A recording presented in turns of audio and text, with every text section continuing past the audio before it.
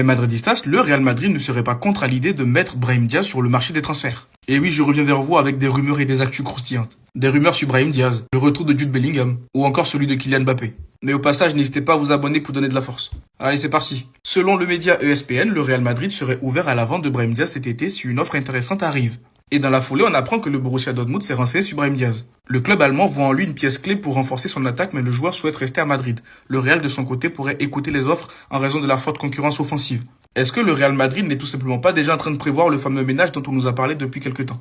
Par exemple, on entend déjà Ceballos qui pourrait être intéressé à l'idée de rejoindre le Betis Séville, les agents de Camavinga qui pourraient potentiellement lui trouver une porte de sortie, étant donné que pour le Real Madrid, il n'est pas intransférable. Et là, maintenant, c'est au tour de Brahim Diaz. Mais par contre, la question que je me pose, il n'est pas censé avoir prolongé déjà son contrat, lui? Figurez-vous que l'été dernier, on parlait d'une prolongation de contrat avec Brahim Diaz. Prolongation qui avait été confirmée, mais qui n'avait pas été officialisée. C'est bizarre tout ça. Après, c'est très prévisible, il y aura des départs l'été prochain. Et Brahim Diaz fait potentiellement partie des joueurs qui peuvent en payer les frais.